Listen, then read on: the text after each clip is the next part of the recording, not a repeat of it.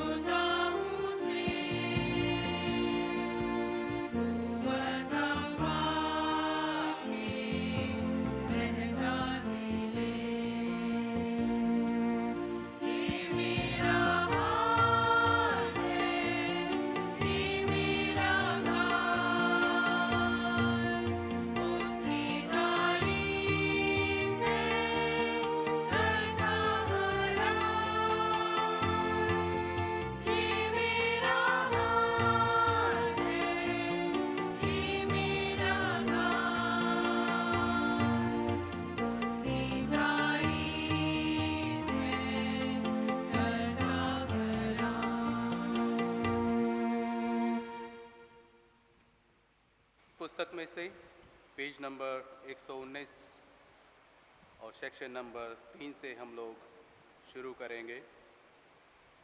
हमारे खुदावंद यीशु मसीह का अनुग्रह, परमेश्वर पिता का प्रेम और पवित्र आत्मा की सहभागिता आप सबके साथ हो। सर्वशक्तिमान परमेश्वर आपके सम्मुख सबके हृदय खुले हैं। आप सबकी अभिलाषाओं को जानते हैं और आपसे कोई भी भेद छिपा नहीं है। अपने पवित्र आत्मा की प्रेरणा से हमारे हृदय के विचारों को शुद्ध कीजिए, ताकि हम आपसे पूर्ण रूप से प्रेम करें और योग्य रीति से आपके पवित्र नाम की स्तुति करें, हमारे प्रभु यीशु मसीह के द्वारा। आमीन। स्वर्ग में परमेश्वर की महिमा और पृथ्वी पर उसके लोगों को शांति। हे प्रभु परमेश्वर, स्वर्ग एक राजा, सर्वशक्तिमान पिता परमेश्वर, हम आपकी आराधना करते, आपको धन्यवाद देते और आपकी महिमा के कारण आपकी स्तुति करते हैं। हे प्रभु यीशु मसीह, परमेश्वर पिता के इकलौते पुत्र, हे प्रभु परमेश्वर, हे परमेश्वर के मेमने, आप जगत का पाप उठा ले जाते हैं, हमारी दया कीजिए। आप पिता की दाहिनी ओर विराजमान हैं, हमारी प्रार्थना स्वीकार कीजिए, क्योंकि केवल आप ही पवित्र हैं, आप ही प्रभु हैं, आप ही पवित्र आत्मा के साथ परमेश्वर पिता की महिमा में परम उच्च हैं। आमीन। आइए प्रार्थना करें। धन्यवाद अनुग्रहकारी पिता परमेश्वर, हम आपको धन्यवाद देते हैं आज की सुंदर सुबह के लिए कि हम सब प्रभु जी एक संगति में इकट्ठा होकर पिता परमेश्वर आपकी स्तुति आराधना करते हैं, आपके वचनों को सुनते हैं, उस पर मनन चिंतन करते हैं। होने दीजिए प्रभु कि आप हमारे मनों और दिमागों को खोलें, ताकि आज के दिन जो भी वचन पढ़ा जाता है और जो भी कुछ हम वचन से सुनते हैं उस पर मनन चिंतन करते हैं। होने दे प्रभु जी, हमारे ऐसा मन दे कि हम तेरे वचन को आत्मसात करें और अपने जीवनों में प्रभु जी उसको ग्रहण करके 100 गुना 70 गुना 80 गुना फल लाने वाले हों पिता परमेश्वर, जिसके द्वारा हमारे जीवनों के माध्यम से आपके नाम को महिमा मिलने पाए। और प्रभु जी प्रत्येक के जीवन को प्रभु जी अपने वचनों के द्वारा से आप छुए और प्रत्येक जन को आशीषित कीजिए, ताकि प्रभु जी हमारे प्रत्येक के जीवन बदले जाएं और हमारे जीवन आपको ग्रहण योग्य होने पाएँ। इस प्रार्थना को हमने उद्धारकर्ता खुदा यीशु मसीह के नाम से मांगते, इसको सुने और दया से ग्रहण करें। आमीन। आज की विशेष प्रार्थना। हे अत्यंत दयालु कृपालु परमेश्वर, आप अत्यंत सहनशील और भले हैं। जैसे आपने हम पर दया की, वैसे ही हम भी दयावान बने, और जैसे आपने हमें क्षमा किया, वैसे ही हम भी क्षमाशील बने। ऐसा न हो कि यदि हम दूसरों के प्रति क्षमाशील नहीं होंगे तो हम अपने प्रति आपकी क्षमा से वंचित हो जाएंगे। ये हम प्रभु यीशु मसीह अपने मध्यस्थ और अधिवक्ता के द्वारा मांगते हैं, जो आपके और पवित्र आत्मा के साथ एक परमेश्वर है, अब और सदा सर्वदा जीवित और राज्य करते हैं। आमीन। मंडली कृपया बैठें। इस समय हम लोग बाइबल के पाठ पढ़ेंगे।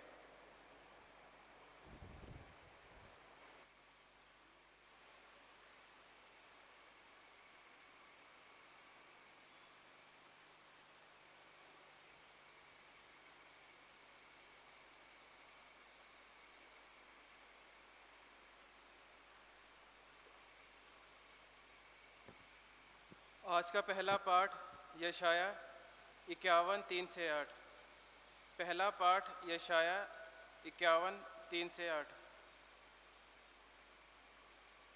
यहोवा ने सियोन को शांति दी है, उसने उसके सब भंडारों को शांति दी है।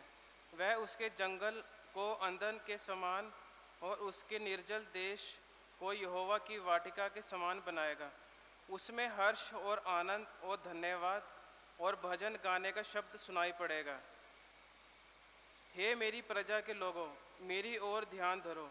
हे मेरे लोगों, कान लगाकर मेरी सुनो, क्योंकि मेरी ओर से व्यवस्था दी जाएगी और मैं अपना नियम देश के लोगों को ज्योति होने के लिए स्थिर करूँगा। मेरा छुटकारा निकट है, मेरा उद्धार प्रकट हुआ है। मैं अपने भुजबल से देश के लोगों का न्याय करूँगा। दीप मेरी बाट जोहेंगे और मेरे भुजबल पर आशा रखेंगे। आकाश की ओर अपनी आंखें उठाओ और पृथ्वी को निहारो, क्योंकि आकाश धुएं के समान लोप हो जाएगा, पृथ्वी कपड़े के समान पुरानी हो जाएगी और उसके रहने वाले जो ही जाते रहेंगे। परंतु जो उद्धार मैं करूँगा वह सर्वदा ठहरेगा और मेरे धर्म का अंत ना होगा। हे धर्म के जानने वालों, जिनके मन में मेरी व्यवस्था है, तुम कान लगाकर मेरी सुनो। मनुष्यों की नामधराई से मत डरो और उनके निंदा करने से विस्मित ना हो, क्योंकि घुन उन्हें कपड़ों के समान और कीड़ा उन्हें ऊन के समान खाएगा। परंतु मेरा धर्म अनंत काल तक और मेरा उद्धार पीढ़ी से पीढ़ी तक बना रहेगा। ये परमेश्वर का वचन है।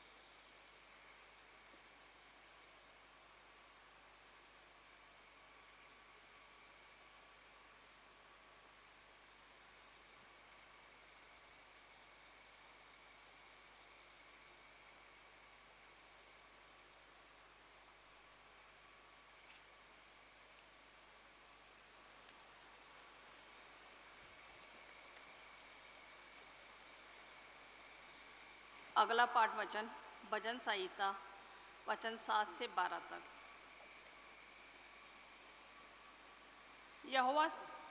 परंतु यहोवा सदैव सिंहासन पर विराजमान है। उसने अपना सिंहासन न्याय के लिए सिद्ध किया है।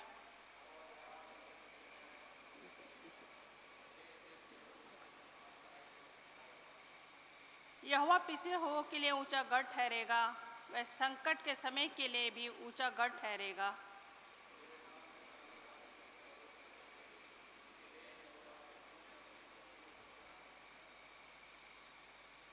यहोवा जो सियोन में विराजमान है, उसका भजन गाओ। जाति जाति के लोगों के बीच में उसके महाकर्मों का प्रचार करो।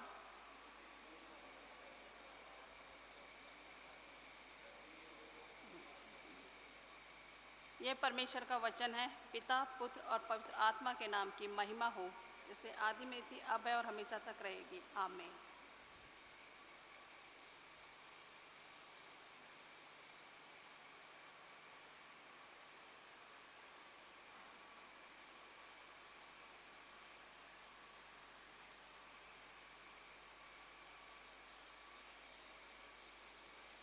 आज का दूसरा पाठ लिया गया है रोमियो की पुस्तक, उसका दूसरा अध्याय वचन 1 से लेकर 11 तक।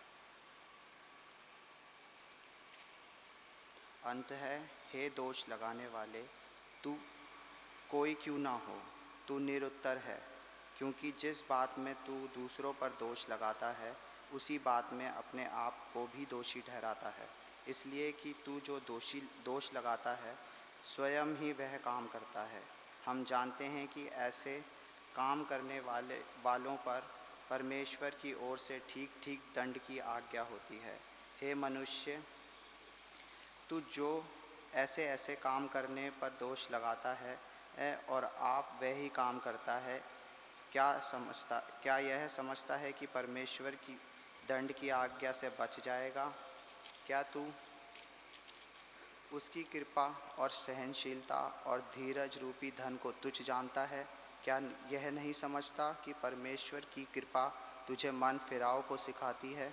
पर तू अपनी कठोरता और हठीले मन के कारण उसके क्रोध के दिन के लिए, जिसमें परमेश्वर का सच्चा न्याय प्रकट होगा, अपने लिए क्रोध कमा रहा है। वह हर एक को उसके कामों के अनुसार बदला देगा। जो सुकर्म में स्थिर होकर महिमा और आदर और अमरता की खोज में हैं, उन्हें वह अनंत जीवन देगा। पर जो विवादी हैं और सत्य को नहीं मानते, वरन अधर्म को मानते हैं, उन पर क्रोध और कोप पड़ेगा और कलेश और संकट हर एक मनुष्य के प्राण को जो बुरा करता है आएगा, पहले यहूदी पर फिर यूनानी पर। परंतु महिमा और आदर और कल्याण हर एक को मिलेगा जो भला करता है, पहले यहूदी फिर यूनानी को, क्योंकि परमेश्वर किसी का पक्षपात नहीं करता। यह परमेश्वर का वचन है।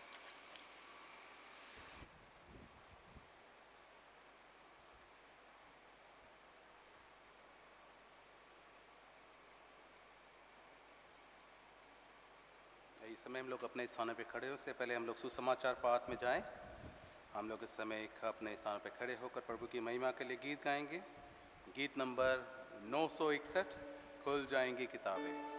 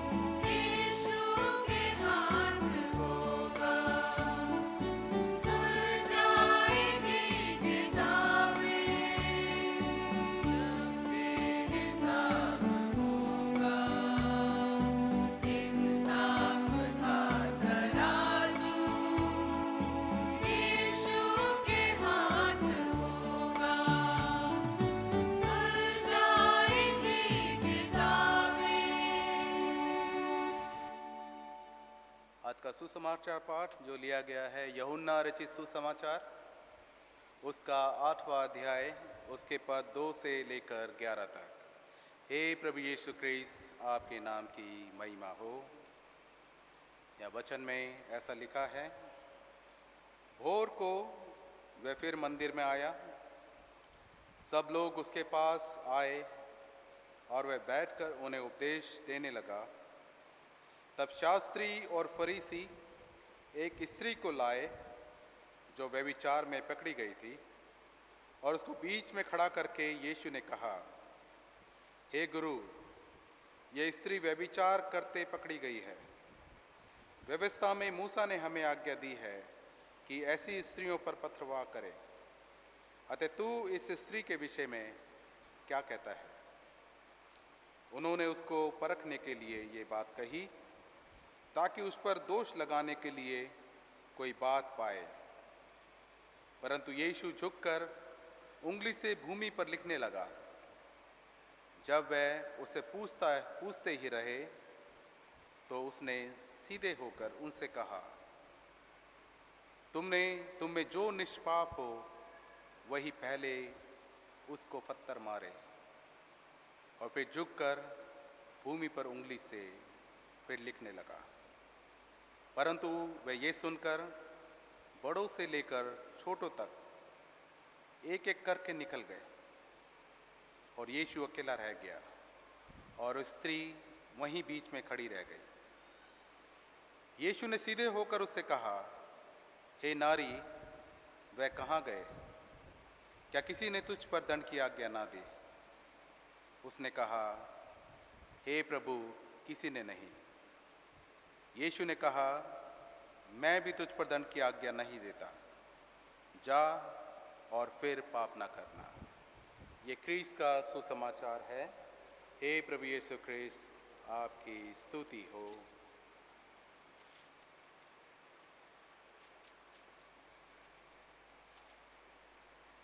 परमेश्वर पिता और पुत्र और पवित्र आत्मा के नाम में आमीन। कृपया बैठिए।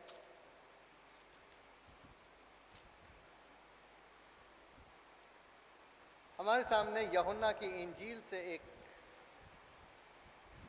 हिस्सा पढ़ा गया है, और वो हिस्सा उस घटना का वर्णन कर रहा है जिसमें प्रभु यीशु मसीह मंदिर में बैठे हुए हैं और मंदिर में वो उपदेश कर रहे हैं। और जब वो उपदेश कर रहे हैं तो क्या होता है, पक्के फरीसी आते हैं उनके पास और वो प्रभु से एक सवाल करते हैं। लेकिन वो अकेले नहीं आते हैं, वो कई लोग आते हैं और साथ साथ एक ऐसी स्त्री को भी लाते हैं जिससे उन्होंने कहा कि उसके ऊपर आरोप लगाया कि ये रंगे हाथ पाप करती हुई पकड़ी गई है। मूसा के नियम के अनुसार इससे पत्थर वाह करके मार देना चाहिए। आप क्या कहते हैं? तो प्रभु यीशु मसीह के लिए यहाँ लिखा हुआ है कि उन्होंने दो चीज़ें करी। पहले उन्होंने कोई जवाब नहीं दिया, वो झुक गए और वो ज़मीन के ऊपर, मट्टी के ऊपर कुछ लिखने लगे। फिर और उन्होंने उन पर प्रेशर डाला तो प्रभु फिर खड़े उठे और उन्होंने कहा, पहला पत्थर वो मारे जिसने कभी कोई पाप नहीं किया। और उसके बाद फिर वो झुक के मट्टी पर लिखने लगे और फिर धीरे धीरे सारे लोग गायब हो गए जो उसके ऊपर आरोप लगा रहे थे। वो स्त्री अकेली प्रभु के सामने खड़ी हुई थी। तो प्रभु ने उससे पूछा, कहाँ गए वो सारे लोग जो आरोप लगा रहे थे? क्या अब कोई भी तुम्हारे ऊपर आरोप नहीं लगा रहा? सब चले गए? तो बोले वो सब चले गए।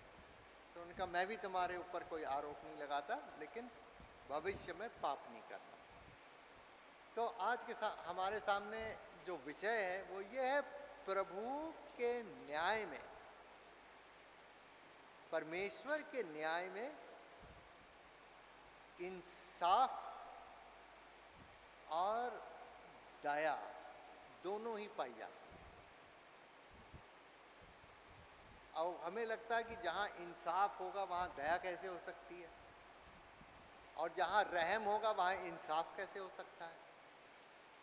लेकिन परमेश्वर का न्याय ऐसा ही होता है हम लोग इंसान लोगों को ये समझना थोड़ा मुश्किल हो जाता है कि इंसाफ में और रहम में क्या मेल है। हम सोचते हैं एक वक्त पर एक ही चीज़ हो सकती है, या तो इंसाफ हो सकता है या रहम हो सकती है। तो वो जो आए थे उस स्त्री को पकड़ के, वो प्रभु के सामने एक यही चीज़ लाए थे कि प्रभु इसके ऊपर इंसाफ करेंगे या इस पर वो रहम करेंगे, दया करेंगे। तो जैसे हमने देखा प्रभु ने वहाँ पे दो चीज़ें करी। पहला उन्होंने क्या करा, जमीन पर वो कुछ लिखने लगे। तो क्या लिख रहे थे जमीन पर, मट्टी के ऊपर वो क्या लिख रहे थे हमको नहीं पता, लेकिन वो एक इशारा था एक तरफ का कि मूसा के नियम में जो लिखा हुआ है, मूसा के नियम में जो कुछ भी लिखा हुआ है, प्रभु यीशु मसीह उस नियम को दोबारा से लिख सकते हैं। उनके पास ये अधिकार है। देखिए, हमारा अंबेडकर साहब ने, बाबा साहब ने हमको संविधान दिया,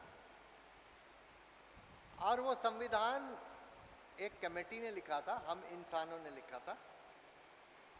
वो संविधान हमने स्वीकार किया अपने कॉन्स्टिट्यूएंट असेंबली में, और हमने उसको अपने ऊपर लागू भी किया। और उस संविधान में आखिर में एक हिस्सा है जहाँ पे संविधान में आप बदलाव ला सकते हैं, अमेंडमेंट ला सकते हैं। 2/3 मत से आप उसमें चेंज ला सकते हैं, बदलाव ला सकते हैं। लेकिन मूसा का नियम जो पुराना नियम है, जिससे ये पक्की फरीसी बात कर रहे थे, उसमें बदलाव लाने का कोई व्यवस्था नहीं है। उसका कारण था कि मूसा का संविधान परमेश्वर ने दिया था, इंसान का बनाया हुआ नहीं था। तो अगर उस संविधान में कोई बदलाव लाएगा तो वो कौन ला सकता है? ईश्वर ही ला सकता है, इंसान नहीं ला सकता। जैसे हमारा संविधान, भारत के संविधान में हम भारतीय लोग ही उसमें क्या कर सकते हैं? संशोधन कर सकते हैं, चेंज ला सकते हैं, बदलाव ला सकते हैं। वहाँ चीन या जापान और रूस में बैठा हुआ उनका राष्ट्रपति हमारे संविधान में कोई बदलाव नहीं ला सकता, क्योंकि उन्होंने वो संविधान बनाया नहीं। ऐसे ही मूसा के संविधान में कोई इंसान बदलाव नहीं ला सकता, क्योंकि इंसान ने वो संविधान नहीं दिया था। ये मूसा की जो पहली 5 किताबों के अंदर जो नियम लिखे हुए, 10 नियम हम लोग सीख लेते हैं, बाय हार्ट कर लेते हैं, लेकिन 316 नियम है, और वो नियम स्वर्ग से आए थे। कोई बदलाव प्रस्ताव उसमें नहीं है। लेकिन प्रभु यीशु मसीह ज़मीन पे लिख रहे हैं। वो बताने का शायद एक तरीका था कि मैं लिखा हुआ संविधान जो परमेश्वर ने मूसा को दिया है, मैं उसमें संशोधन कर सकता हूँ। क्योंकि उस जमाने में भी प्रभु यीशु मसीह जब वचन के रूप में प्रभु में देहधारी होने से पहले जब वो परमेश्वर के साथ थे, तो वो वचन जो प्रभु यीशु मसीह है, मूसा के कानून के रूप में इस दुनिया में लाया गया। और जब प्रभु यीशु मसीह देहधारी हुए तो उनके पास ये अधिकार था कि परमेश्वर के नियम में वो संशोधन लाए। पहली चीज। दूसरी चीज, प्रभु यीशु मसीह जमीन पर कुछ उठते हैं जब उनके ऊपर ज़्यादा दबाव डालते हैं, और कहते हैं कि आप कुछ तो बोलिए, इसके साथ हम क्या करें? मूसा का नियम कहता है कि इसको पत्थरवा करके मार दो, आप बताइए क्या करें? तो प्रभु यीशु मसीह ने मूसा के नियम से एक और नियम बताया। उन्होंने कहा ये भी लिखा हुआ है,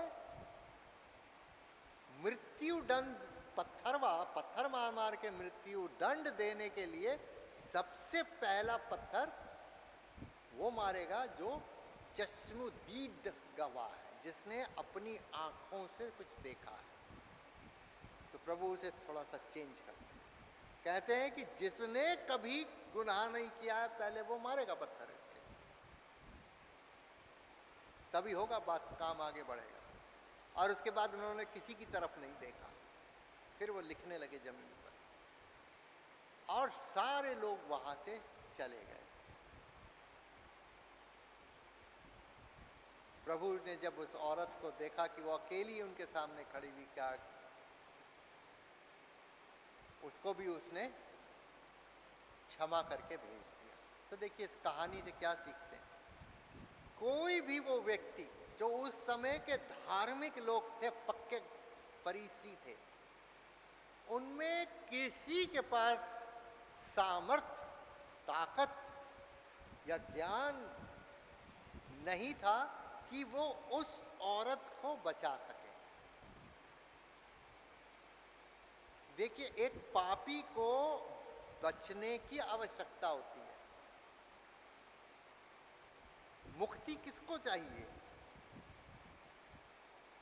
जो पापी है।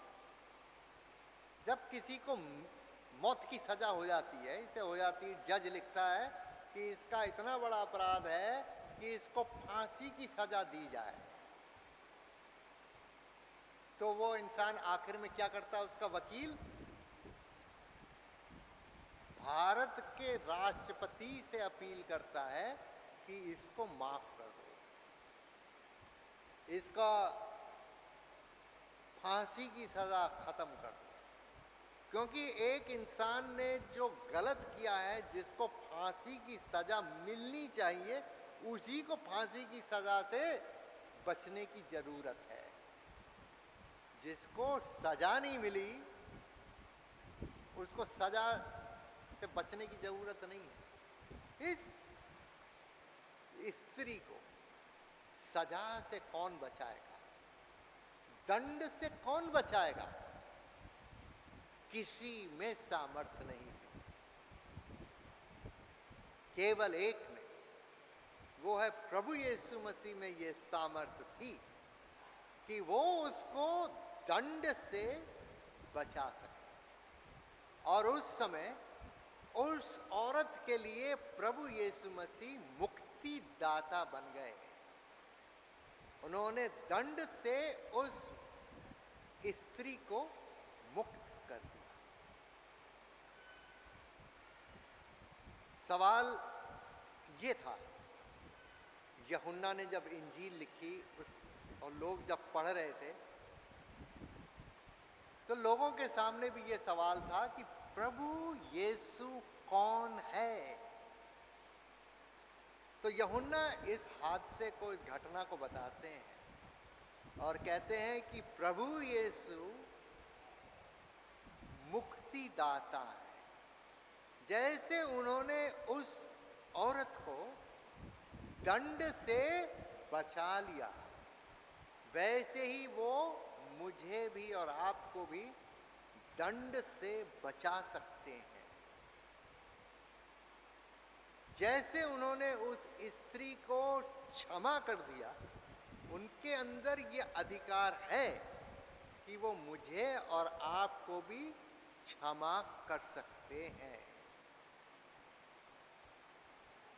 और जिस तरीके से उन्होंने उस स्त्री को ये सलाह दी कि अब अपनी जिंदगी बदल दो, अब पाप मत करो, आराम से रहो,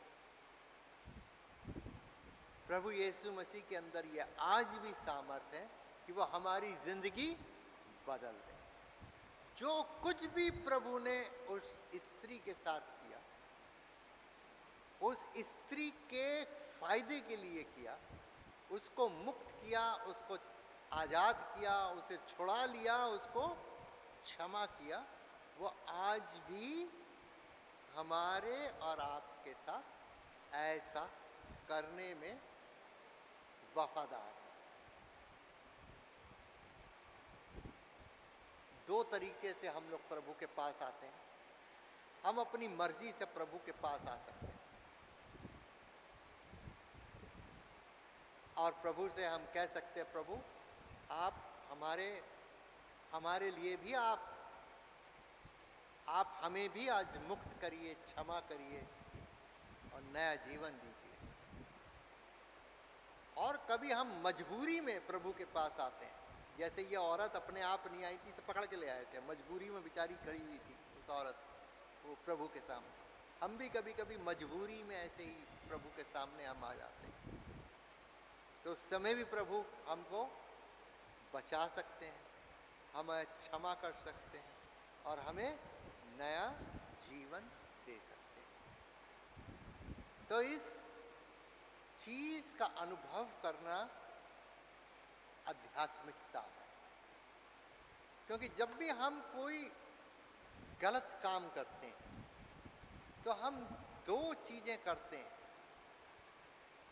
हम एक किसी इंसान को भी नुकसान पहुंचता है और उसका भी गलत होता है, और ईश्वर के प्रति भी हम गलत करते हैं। दोष दोनों तरफ होता है। हमारा दुष्कर्म एक होता है और दोष क्या होता है, हमारे दूसरे इंसान के लिए भी होता है, उसका भी नुकसान हो जाता है, और ईश्वर के प्रति भी दोष होता है।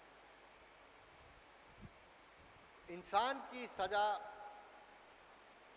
इंसानी तरीके से मिलती है और खुदा की सजा खुदा की तरफ से मिलती है। लेकिन इंसान से भी ज़्यादा हमें ईश्वर के क्षमा की आवश्यकता है, ताकि हमारी गलतियों का अगर सजा हमें इस दुनिया में भी मिले तो आने वाली दुनिया में परमेश्वर के सामने हम उस क्षमा और दोष से मुक्त हो जाए। और ये हमारी आध्यात्मिकता है। एक आध्यात्मिक व्यक्ति वो है जिसको ये गहरा एहसास है कि मैंने जो ईश्वर के प्रति दोष किया है, क्षमा हुए, मुझे ईश्वर से जो दंड मिलना था मैं उससे बच गया हूँ, और जो मुझे नया जीवन प्राप्त ईश्वर से होना था वो मुझे मिल गया है। और वो दुनिया में एक नए इंसान की तरह जीने लगता है, जिसमें उसके अंदर प्रेम भावना, दूसरों को के प्रति दया भावना बढ़ती है। जो व्यक्ति छुड़ाया गया है वही व्यक्ति दूसरों को भी बचा सकता है, मदद कर सकता हूँ। जिस व्यक्ति के गुनाह माफ हुए हैं वही व्यक्ति दूसरे लोगों को भी क्षमा कर सकता, माफ कर सकता है जिन्होंने उसको नुकसान पहुंचाया। और ऐसा व्यक्ति एक ऐसा माहौल भी बना सकता है जिसमें इंसान और वो लोग एक अच्छा जीवन व्यतीत करें, बिताएं। हम अपने व्यक्तिगत जीवन के साथ अपने परिवार को भी देखें। अगर मुझे नया जीवन प्राप्त हुआ है तो मेरे घर का माहौल कैसा है, घर में क्या हो रहा है, लड़ाई झगड़ा हो रहा है कि हम प्रेम भाव से रह रहे हैं, हम मन मुटाव करके रह रहे हैं कि आपस में बातचीत करके रहते हैं, क्या हमारे घर परिवार में हंसी खुशी मेल जोल है कि हम एक दूसरे से की बुराई करते रहते हैं एक दूसरे के पीछे।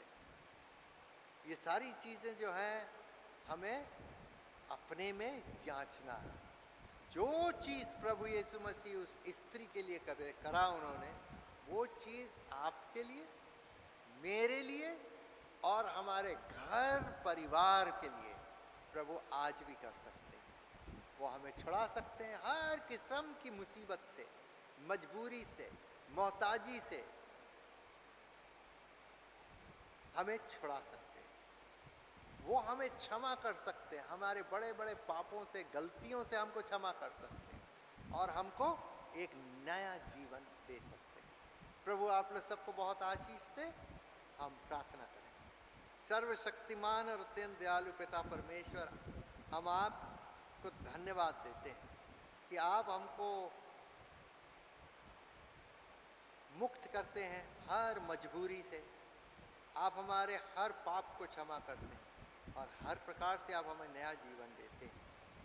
होने दे प्रभु ये सचमुच में हमारे लिए व्यवहारिक रूप से एक ऐसा अनुभव हो कि हम एक आध्यात्मिक जीवन दिए और समाज में भी हम एक आध्यात्मिक तरीके से ऐसा जीवन व्यतीत करें कि आसपास के हमारे सारे लोग शांति के माहौल में रहना सीखें। प्रार्थना हम प्रभु यीशु मसीह के नाम से मांगते, सुनिए, स्वीकार कीजिए। आमीन।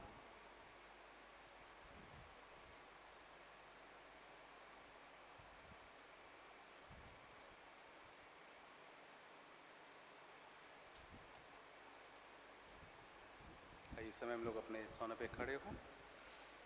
हम लोग अपना निकाय का विश्वास वचन को हम लोग अंगीकार करेंगे, जो हमें मिलता है पेज नंबर 122 में प्रभु भोज की पुस्तक में, सेक्शन नंबर 14।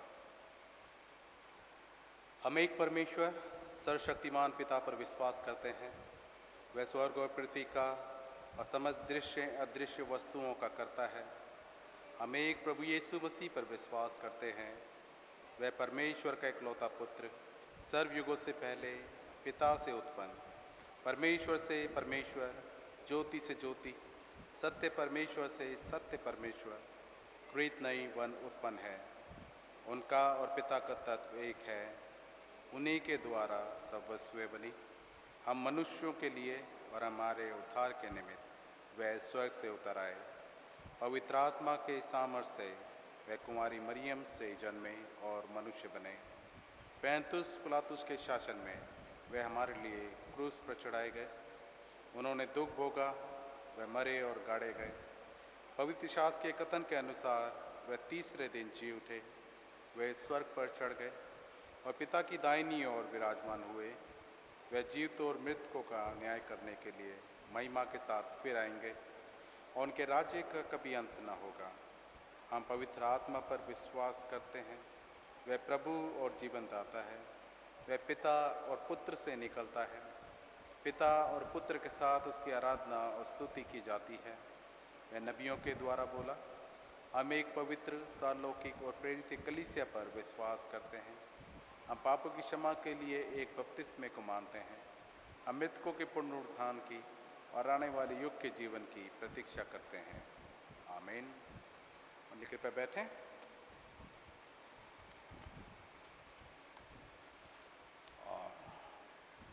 सूचनाएं, जैसा कि मैं लास्ट संडे भी बताया था कि आप इस डेट को याद रखिएगा। आने वाले 20 अक्टूबर को हमारी एजीएम है, जिसमें इलेक्टोरल रोल को जो है कि पब्लिश किया जाएगा 29 सितंबर को। और नॉमिनेशन, किसी को नॉमिनेशन फॉर्म भरना है तो उसकी तारीख जो है कि 3 अक्टूबर को फॉर्म मिल जाएंगे। आप ऑफिस से ले सकते हैं और नॉमिनेशन फॉर्म को आप फिल करके जमा करा सकते हैं। इसकी लास्ट डेट फॉर्म भरने की वो 12 अक्टूबर है। और यदि किसी को अपना नाम वापस लेना है तो उसके लिए भी डेट 14 अक्टूबर है। और 16 अक्टूबर को जो है पास्टरेट कमेटी की मीटिंग होगी, जिसमें स्क्रूटनी की जाएगी।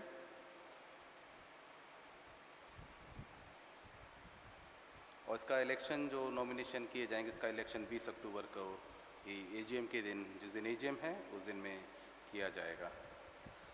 आपसे सबसे रिक्वेस्ट की जा रही है कि आप इसको अपना CPMF, जो आपके मेंबरशिप, चर्च मेंबरशिप है, उसको आप अपडेट करने के लिए आप अपने पासपोर्ट साइज़ की फ़ोटोग्राफ, जो एक सॉफ्ट कॉपी, आप ऑफिस में या आप व्हाट्सएप पे भेज दीजिए। आपके फ्लायर में व्हाट्सएप नंबर दिया हुआ है, ताकि वो मेंबरशिप जो आपकी है उसको अपडेट किया जा सके आपके नाम और फोटोग्राफ्स के साथ। आने वाले जो 10 नवंबर को हमारे हिंदी कांग्रीगेशन की डायमंड जुबली हम लोग सेलिब्रेट कर रहे हैं। तो उसके लिए भी जो है आप लोगों की सपोर्ट की ज़रूरत है, आपकी दुआओं की ज़रूरत है। आप जो है कि बढ़ चढ़ कर आप सपोर्ट कीजिए, दुआएं कीजिए, ताकि जो हमारा जो डायमंड जुबली हिंदी कांग्रीगेशन का जो डायमंड जुबली प्रोग्राम है वो सक्सेस हो पाए। क्योंकि बिना दुआओं और प्रार्थनाओं के और सपोर्ट के हम लोग जो है कि सक्सेस हासिल नहीं कर सकते हैं। कृपया करके आप अपनी दुआओं में इस दिन को याद रखिएगा और सारे प्रोग्राम को। हमारे लास्ट संडे की ऑफरिंग 76,117 रुपये रही है। इस समय हम लोग उन लोगों के लिए प्रार्थना करेंगे जो अपना जन्मदिन या शादी की सालगिरह मना रहे हैं। यदि आप में से कोई यहाँ पर उपस्थित है तो वो आप अपने स्थानों पे खड़े हो जाएं। जिस हफ्ते अपने जन्मदिन या शादी की सालगिरह मना रहे हैं तो वो आप अपने स्थानों पे खड़े हो जाएं।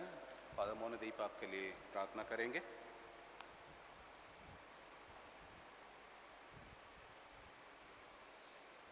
हम प्रार्थना करें। सर्वशक्तिमान पिता परमेश्वर, हम आपकी इन बेटियों के लिए प्रार्थना करते हैं कि आप प्रभु जी अपनी दया दृष्टि इन पर करें, इनको अपनी आशीषों से परिपूर्ण करें, इन्हें शक्ति दें, तंदुरुस्ती दें, हर प्रकार से इनको महफूज रखें। और प्रभु जी हर प्रकार की खुशियों से आप इन्हें परिपूर्ण करें। इनके घर परिवार में किसी किस्म की कमी ना हो। हम इनको आपके हाथों में सौंपते हैं। प्रार्थना हम प्रभु यीशु मसीह के नाम से मांगते हैं। सुनिए और स्वीकार कीजिए। आमीन। God bless you.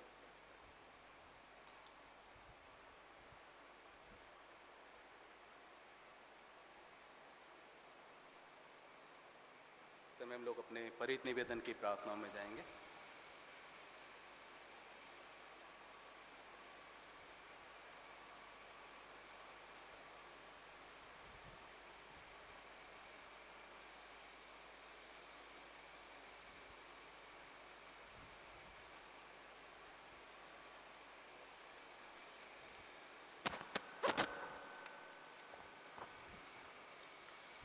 आए हम अपने समर्थन में प्रभु यीशु मसीह से निरंतर संपूर्ण मानव परिवार के लिए प्रार्थना में शामिल हो। हे दयावान प्रभु, हमारी प्रार्थना सुनिए।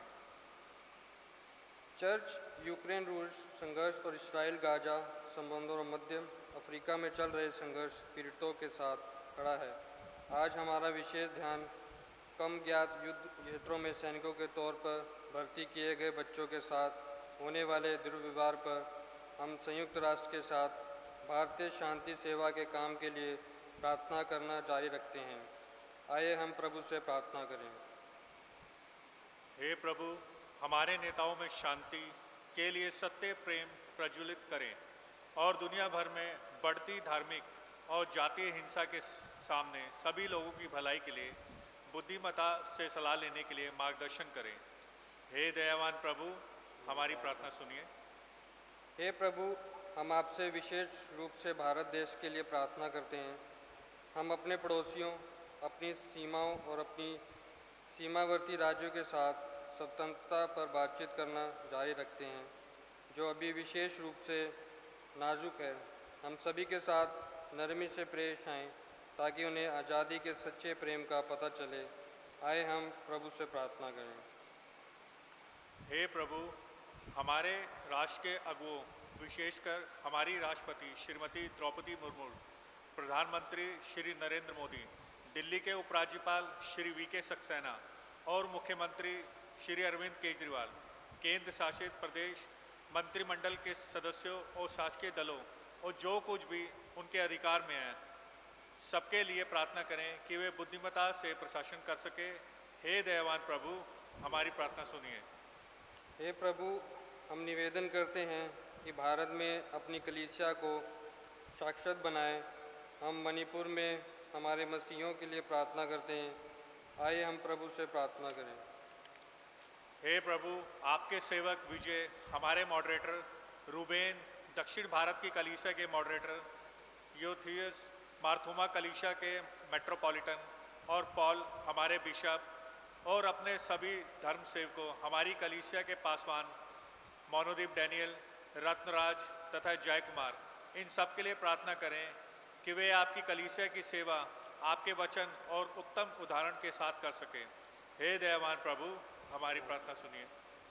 हे प्रभु, इस धरती को आपके उपहार के रूप में संयोजन में हमारी मदद कीजिए, यहाँ तक कि भारत और दुनिया भर में मानव जीवन भी चरम मौसम की स्थिति के कारण विशेष खतरे में हैं। आइए हम प्रभु से प्रार्थना करें। हे प्रभु, उन्हें आशा दीजिए जो पीड़ा में हैं, निर्धन, भूखे, दलित और शोषित, बेरोजगार हैं, जो दुख में हैं अथवा मरणासन हैं। जो उनकी सेवा करते हैं उन्हें सामर्थ्य दीजिए, उन्हें सुरक्षित रखिए। जो लोग ज़रूरतमंदों की देखभाल करते हैं, अपनी कलीसिया के युवाओं के लिए प्रार्थना करते हैं कि आप उन्हें अपनी विशेष देखभाल में रखें, ताकि वह उस परीक्षा प्रणाली से संघर्ष करते हैं जो जीवन, आशा और सपनों का दावा अर्थहीन रूप से करती है। हे दयावान प्रभु, हमारी प्रार्थना सुनिए। हम अपनी प्रार्थनाओं में बीमारों के लिए निरंतर निवेदन करें। हे प्रभु, उन सब लोगों के लिए जो शरीर, मन या आत्मा से पीड़ित हैं, सबल कीजिए और उन्हें संभालिए। हम विशेषकर अपनी कलीसिया के लिए बीमारों के लिए प्रार्थना करें। Shireen Cook, Shirley Gupta, Honey William, Ponnu Tangaraj, Meenu Sharma, Vijay Noel James, Manmohan Singh Chaudhary, Thomas Davis, Vansh Swami, Peterson, Mark Tuli, Paul, Ashok Massey, Jinu, Ella Sundi, Josephine Samson, लीला रेवनबैग। उन सब के लिए जो प्रार्थना करें जो बीमारों और ज़रूरतमंदों की सेवा करते हैं, कि आप उन्हें अपनी सामर्थ्य प्रदान करें और अपनी कलीसिया के लोगों को उनकी ज़रूरत के समय आप अपनी निरंतर उपस्थिति का स्मरण दिलाएं। आए हम प्रभु से प्रार्थना करें। हम आपके सम्मुख अपनी कलीसिया के उन सभी लोगों को स्नेह और दुख के साथ स्मरण करते हैं जो अब हमारे मध्य नहीं हैं। हम उनके लिए प्रार्थना करते हैं जिन्हें हमें खोया है। उनके साथ और उन सभी संतों के साथ हम आपके राज्य के अनंत आनंद में सहभागी हो सके। आए हम एक साथ प्रार्थना में सम्मिलित हों। हे स्वर्गीय पिता, अपने राज्य को शीघ्र प्रकट कीजिए और हमारी इन सभी प्रार्थनाओं को आपके पुत्र, हमारे प्रभु और उद्धारकर्ता यीशु मसीह के नाम से स्वीकार कीजिए। आमीन।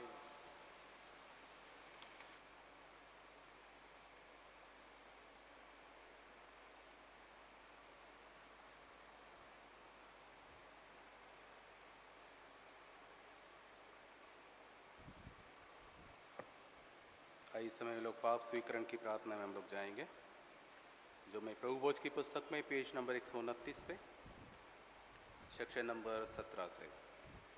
प्रिय भाई और बहनों, हमारे प्रभु यीशु मसीह ये कहते हैं, हमारा प्रभु परमेश्वर एकमात्र प्रभु है।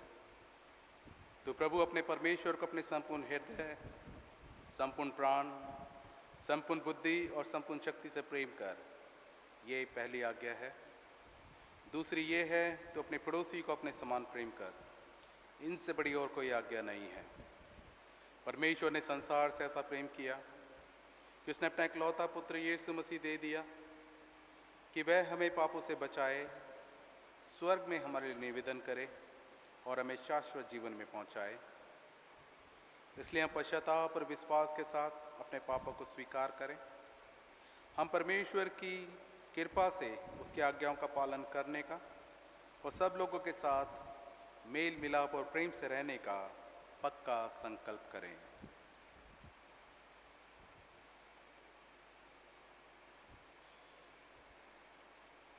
सेक्शन नंबर 19 हम सब मिलकर एक साथ कहें। हे सर्वशक्तिमान परमेश्वर, हमारे स्वर्गिक पिता, हमने मन, वचन और कर्म से आपके विरुद्ध और एक दूसरे के विरुद्ध पाप किया है। हमने अपनी अज्ञानता और दुर्बलता के कारण और जानबूझकर भी बुराई की है और भलाई करने में असफल रहे हैं। इन सब पापों के लिए हम सचमुच दुखी हैं और अंतःकरण से पश्चाताप करते हैं। आपके पुत्र यीशु मसीह ने हमारे लिए अपने प्राण दिए। उन्हीं के कारण हमने जो पाप किए हैं उनको क्षमा कीजिए और ये वर दीजिए कि भविष्य में हम नया जीवन पाकर सदा आपकी सेवा करें, ताकि आपके पवित्र नाम की महिमा हो। आमीन। सर्वशक्तिमान परमेश्वर उन सबको क्षमा करते हैं जो एक दूसरे को क्षमा करते और सच्चा पश्चाताप करते हैं। वो आप सब पर दया करें, आप सबके पापों को क्षमा करे और उनसे आपको छुटकारा दे। सब भले कामों में आपको स्थिर और सबल करे और शाश्वत जीवन में बनाए रखे। हमारे प्रभु यीशु मसीह के द्वारा, आमीन। परमेश्वर का धन्यवाद। हम सब खड़े हो जाएं और शांति से एक दूसरे का अभिवादन करें। हम सब मिलकर मसीह की देह हैं। हम सब ने एक आत्मा द्वारा एक देह में बपतिस्मा लिया है। हम ऐसे कार्यों में संलग्न रहें जिनसे शांति मिलती और एक दूसरे का निर्माण होता है। प्रभु की शांति सदा आपके साथ रहे। हम शांति से एक दूसरे का अभिनंदन करें।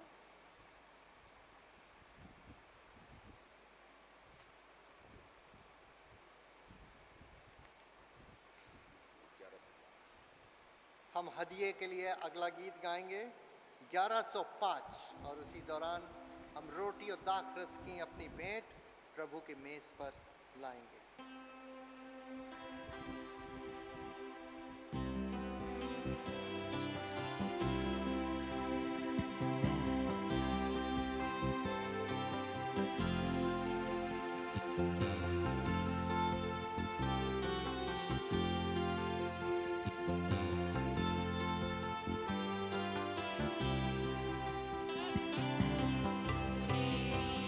मुझे प्यार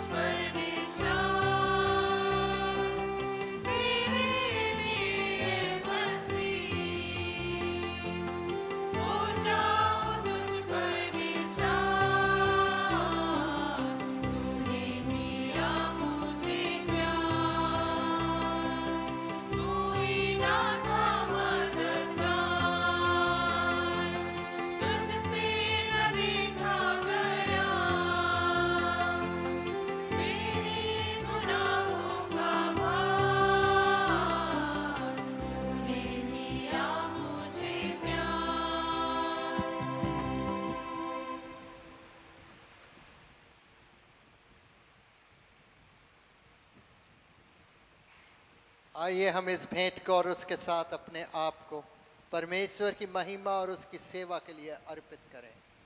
सर्वशक्तिमान परमेश्वर, संसार के सृष्टिकर्ता, सब वस्तुएं आपसे ही प्राप्त होती हैं और आपकी ही संपत्ति में से हम आपको भेंट चढ़ाते हैं। हम आपसे विनती करते हैं कि आप इस दान को, रोटी एवं की इस भेंट को अपने नाम की महिमा और अपने लोगों की भलाई के लिए स्वीकार कीजिए। हमारे प्रभु यीशु मसीह के द्वारा, आमीन। प्रभु यहाँ उपस्थित है, उनका आत्मा हमारे साथ है। अपना हृदय प्रभु में लगाओ।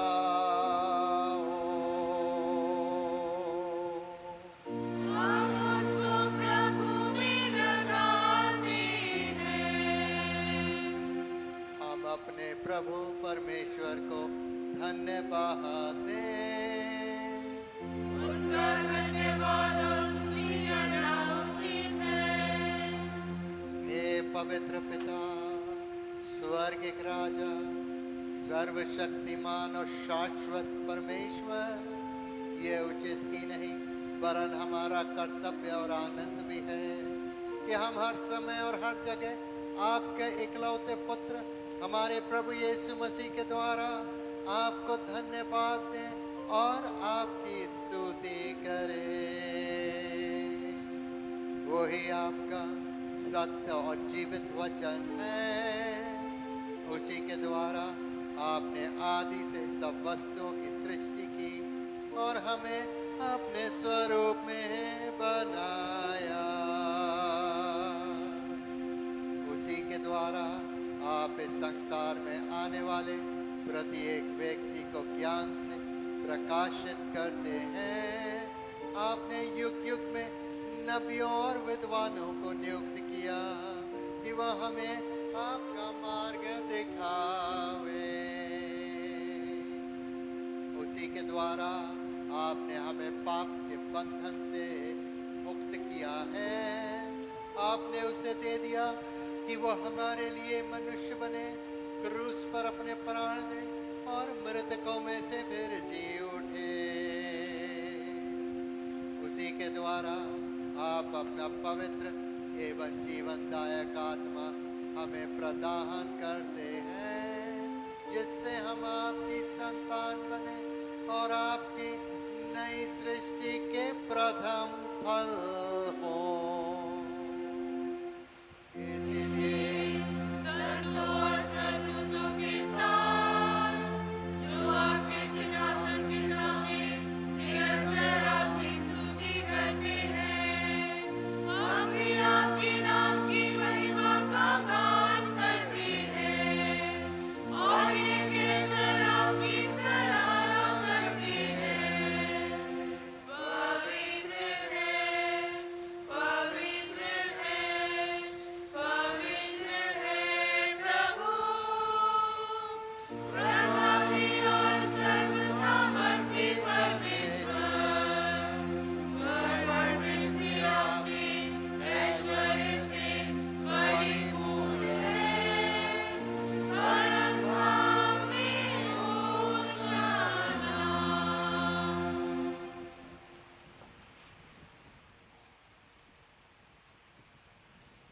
हे स्वर्गिक पिता, अपने पुत्र हमारे उद्धारकर्ता प्रभु यीशु मसीह के द्वारा हमारे इस स्तुति गान को स्वीकार कीजिए। हमें जब उनके नमूने पर चलते और उनकी आज्ञा का पालन करते हैं, ये वर दीजिए कि आपकी आत्मा की शक्ति से रोटी और दाखरस की ये भेंट हमारे लिए उनकी देह और रक्त हों, जो हमारे लिए मरे और जी उठे। जिस रात प्रभु यीशु पकड़वाए गए, उन्होंने रोटी ली और आपको धन्यवाद देकर तोड़ी और अपने शिष्यों को दी और कहा, लो खाओ, ये मेरी देह है जो तुम्हारे लिए दी जा रही है। मेरी स्मृति में ऐसा ही किया करो।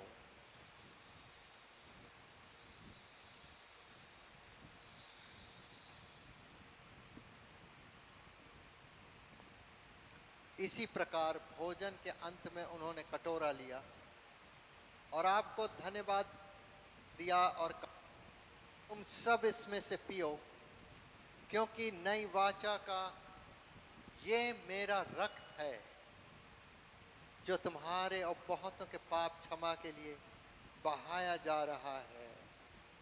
तुम जब कभी इसे पियो तो मेरी स्मृति में ऐसा ही किया करो।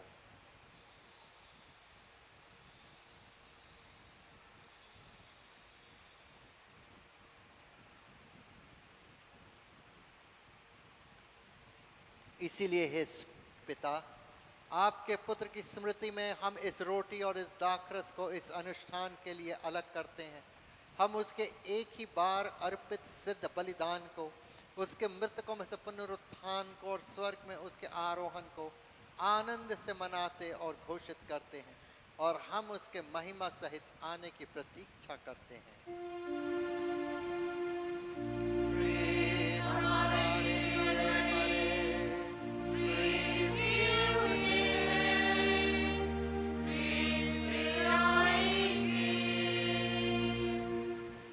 इसीलिए हे दयालु पिता, उसी हमारे महापुरोहित के द्वारा धन्यवाद एवं स्तुति की हमारी इस बलि को स्वीकार कीजिए, और जब आपकी ईश्वरीय महिमा की उपस्थिति में हम इन पवित्र उपहारों को खाते और पीते हैं, तब आप हमें अपने आत्मा द्वारा नव जीवन दीजिए, अपने प्रेम से प्रोत्साहित कीजिए, और अपने पुत्र हमारे प्रभु यीशु मसीह की देह में हमें संयुक्त कीजिए।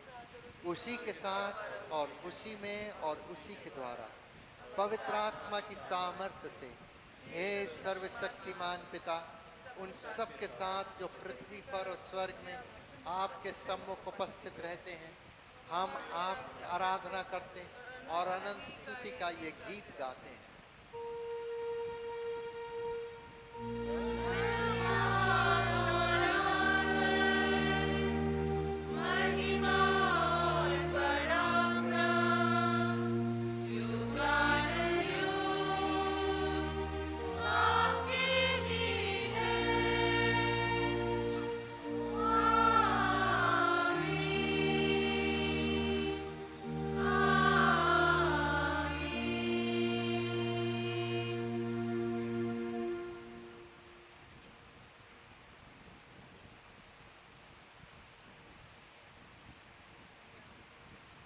हम मसीह की देह में सहभागी होने के लिए इस रोटी को तोड़ते हैं। इस कटोरे के द्वारा जिस पर हम आशीष मांगते हैं, मसीह के रक्त में सहभागी होते हैं। जिस प्रकार हमारे उद्धारकर्ता मसीह ने हमें सिखाया है, हम प्रार्थना करते हैं, हे हमारे स्वर्गिक पिता, आपका नाम पवित्र माना जाए, आपका राज्य आवे, आपकी इच्छा जैसे स्वर्ग में पूरी होती है वैसे ही पृथ्वी पर भी पूरी हो। आप हमारे दिन भर की रोटी आज हमें दीजिए। आप हमारे अपराधों को क्षमा कीजिए जैसे हमने अपने अपराधियों को क्षमा किया है। आप हमें परीक्षा में मत डालिए परंतु बुराई से बचा लीजिए, क्योंकि राज्य, पराक्रम और महिमा आप और सदा सर्वदा आपके ही हैं। हम अपने आप को इस पवित्र सैक्रेमेंट को लेने के लिए तैयार करें, और आप मेरे लिए भी प्रार्थना करें कि प्रभु मेरे पापों का और कमजोरियों का लेखा ना ले, बल्कि मेरे हर पाप को क्षमा करें, ताकि हमारा ये बलिदान, स्तुति और धन्यवाद प्रभु को ग्रहण योग्य हो सके। इसलिए मेरे बहनों भाइयों, आप मेरे साथ मिलकर प्रार्थना करें। हे दयामय प्रभु, हम अपनी धार्मिकता पर नहीं परंतु आपकी बड़ी और बहुविध दया पर भरोसा करके आपकी इस मेज के पास आने का साहस करते हैं। हम तो इस योग्य भी नहीं कि जो चूर चार आपकी मेज पर से गिरते हैं उन्हें चुने, पर आप वही प्रभु हैं जिसका स्वभाव सदा दया करना है। इसीलिए हे कृपालु प्रभु, हमको ये वर दीजिए कि आपके प्रिय पुत्र यीशु मसीह की देह और रक्त को हम ऐसा ग्रहण करें कि हमारी देह और रक्त जो पाप से अशुद्ध हो गई हैं, उनकी अमूल्य देह और रक्त से शुद्ध हो जाए, और हम उनमें और वो हम में सदा सर्वदा निवास करे। आमीन। धन्य है वो जो प्रभु के नाम में आता है, परम धाम में होसैना। हे यीशु परमेश्वर के मेमने, हम पर दया कीजिए। हे यीशु हमारे पापों का बोझ उठाने वाले, हम पर दया कीजिए। हे यीशु संसार के मुक्तिदाता, हमें अपनी शांति प्रदान कीजिए।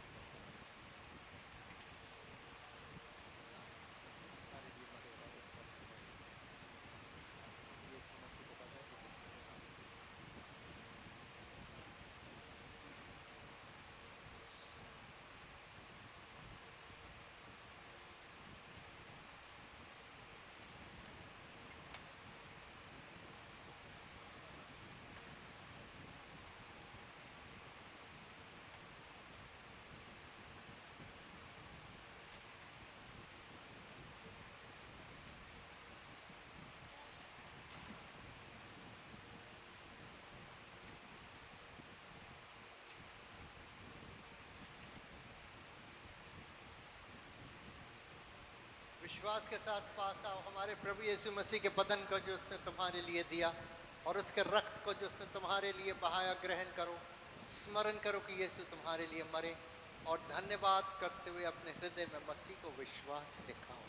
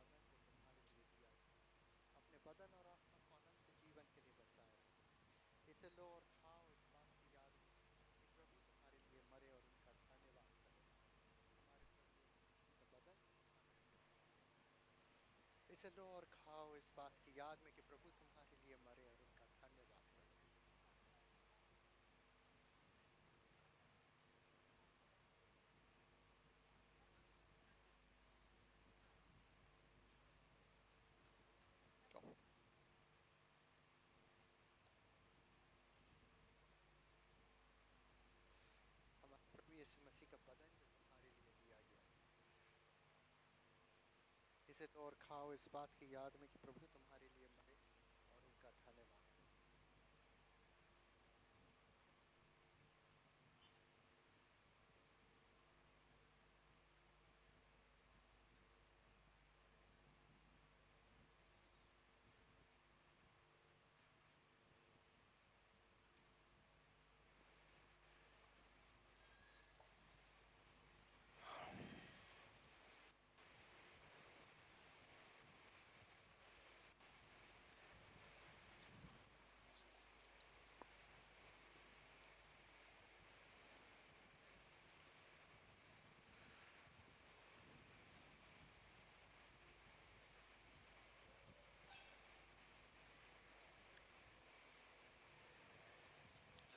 प्रभु यीशु ने कहा, प्रत्येक व्यक्ति जो मुझसे हे प्रभु कहता है वह स्वर्ग राज्य में प्रवेश नहीं करेगा, परंतु वही जो मेरे स्वर्गिक पिता की इच्छा पर चलता है।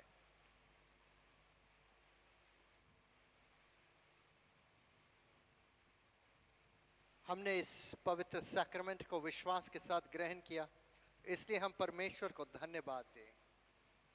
हे सर्वशक्तिमान परमेश्वर, हम आपको धन्यवाद देते हैं कि आपने अपने पुत्र यीशु मसीह की देह और रक्त के आत्मिक भोजन से हमें तृप्त किया। अब हम उन्हीं के द्वारा अपने आप को जीवित वचन होने के लिए आपके सम्मुख अर्पित करते हैं।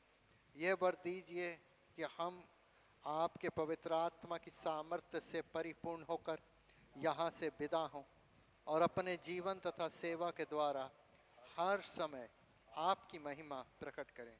आमीन। परमेश्वर की शांति जो सारी समझ से परे है, परमेश्वर के और उसके पुत्र हमारे प्रभु यीशु मसीह के ज्ञान और प्रेम में आपके हृदय और विचारों को सुरक्षित रखे और सर्वशक्तिमान परमेश्वर पिता और पुत्र और पवित्र आत्मा की आशीष आप पर हो और आपके साथ सदा सर्वदा रहे। आमीन।